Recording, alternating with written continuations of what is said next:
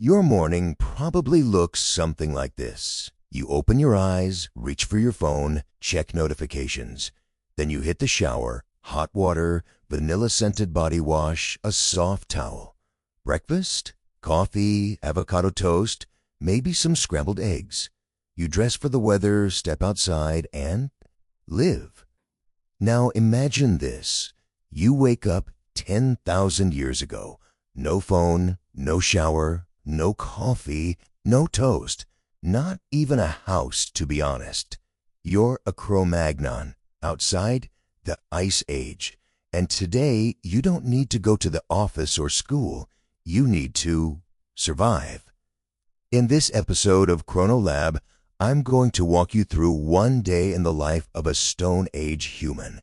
No romanticism, no filters, just facts, archaeology, and some brutal reality. Let's go. So, you open your eyes, but not in a soft bed, on animal hides spread across the floor of a cave, or, if you're less lucky, a hut made of mammoth bones and skins. The first thing you feel? Cold. The temperature outside your shelter, minus 15 to 20 degrees Fahrenheit, maybe lower. Inside, just above freezing, if you're lucky enough to have a fire. The second thing? Smell. Sharp. Heavy. Next to you, 10 to 15 people from your tribe are sleeping, all in one pile. Not just tradition, but necessity. It's warmer that way. You smell unwashed bodies, smoke, damp fur, and maybe some leftover raw liver from yesterday. The third thing? Hunger. Your stomach growls so loud your neighbor hears it. When did you last eat? Yesterday afternoon? Maybe the day before. You sit up. The cave entrance is blocked with stones and hides to keep the cold air from killing the fire, but you still see the hide flap moving.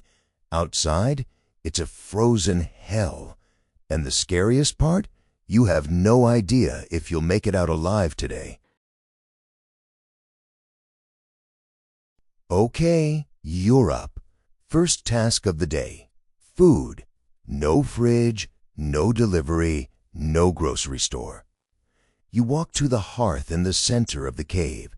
Embers are still glowing. Someone stayed up all night keeping the fire alive.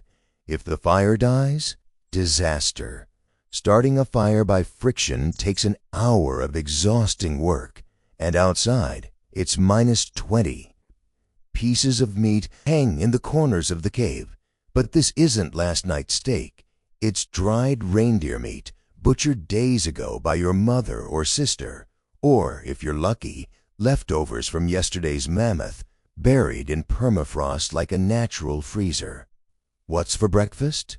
Dried meat, tough, slightly salty from blood, smoky. Bone marrow, if someone cracked open a bone, pure fat, calories, energy. Paleo diet fans would call it a delicacy. For you, survival. Berries? In summer, yes. In winter, only dried if you were smart enough to store them. No coffee. Tea won't be invented for another 8,000 years.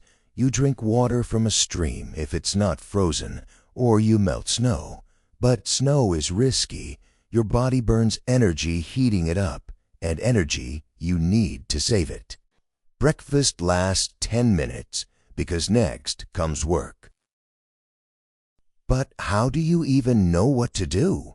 You didn't go to school. You didn't watch YouTube. You have no instruction manual. Everything you know, you were taught since childhood. By age 5, boys were making stone tools, not toys, real ones. Father showed, son repeated. A mistake could cost a finger or a life. Girls learned to process hides, gather edible roots, keep the fire alive. Mother showed, daughter remembered. Archaeologists find cut marks on bones made by children, kids learning to butcher small animals, practicing on hares while adults hunted mammoths. Knowledge was passed down orally. Thousands of years of experience in stories by the fire. Elders told you where the game migrates, which mushrooms are deadly, how to find water under the ice. A mistake in these lessons meant death, so you listened carefully, very carefully. Now you get dressed, but not in hoodies and jeans. Your clothes are animal hides stitched together with reindeer sinew, layering, inner layer with fur inside, outer layer with fur outside. Perfect thermal regulation, by the way.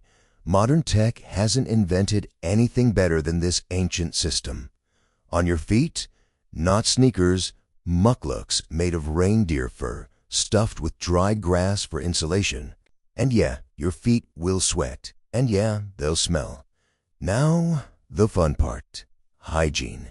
No bathroom, no toilet paper, no shower, no toothpaste. You step outside, grab some snow, and wipe your face and armpits. That's your shower. Once a week, if you're lucky, your tribe might visit a hot spring. But today is not that day. Teeth? You rub them with ash from the fire or chew on tree resin. Kills some bacteria, but everyone has bad breath. You just don't notice anymore. Deodorant? Doesn't exist. Lice? You've got them. Everyone does. Everyone itches. So do you. And here's the thing. You don't even think about it, because the only thought in your mind right now is, where will food come from before nightfall? So you step out of the cave. In front of you, endless tundra, mammoths, woolly rhinos, reindeer, and predators. Lots of predators. You're not alone. The men of the tribe gather into a group. Hunting alone? Suicide. Your weapons? A spear with a stone tip, but not a throwing spear. You're not an Olympic javelin champ. You're a hunter who hath to get close enough to shove it between the ribs. A flint knife for butchering. An axe, also stone, for breaking bones and chopping wood. You spot reindeer tracks. You track them for an hour, 2 hours, 3. It's freezing. Your fingers go numb even inside fur mittens. Then you see them. A herd. Reindeer. That's food. But reindeer are faster than you. Much faster. So how do you hunt? Drive them into a trap. A ravine. A dead end. Chase them through deep snow. They sink. You're on skis. Yes, skis were invented back then. Wood, leather bindings. You move faster. Use a spear thrower, an ancient bazooka that extends your arm and hurls the spear farther and harder. You approach downwind. Silence. The elder gives the signal, and you throw. One reindeer falls, but it's not dead yet. It thrashes, screams. You run up and finish it with a rock or spear. Blood on your hands. You're breathing steam. You're exhausted, but you won. Now, butcher fast before the competition shows up. And the competition? Cave lions, wolves, bears. They're hungry too. You take the meat, the hide, the sinew. Leave the bones, you'll come back for them later. Move fast. Back to the cave. Women and children are waiting. You're the hero of the day. You brought life to your tribe. Evening. You sit by the fire in the cave. Women are scraping hides. Kids are playing with dogs. Yeah, dogs are already domesticated. They help with hunting and keep you warm at night. You chew on meat, fatty, hot. It's the best meal of your life. Tomorrow, you go out again, and the next day, and next month. Your whole life. You don't know how old you are. 30, 35? You're already old if you made it this far. The children who didn't survive past age 5? You've stopped counting. It's normal. But you look at the fire. You hear your people breathing beside you. You see the cave walls where someone painted mammoths and reindeer thousands of years ago, and you feel something we've lost. You feel like part of something bigger. You're a link in a chain stretching back thousands of years. If you die tomorrow, Your line continues. Your genes live on. Now, turn off this video, turn off the lights, close your eyes, and try to imagine, how would you survive this day without everything you have? Comment below, how many days would you last in the Ice Age? Subscribe to Chrono Lab. Next episode, the predators that hunted you.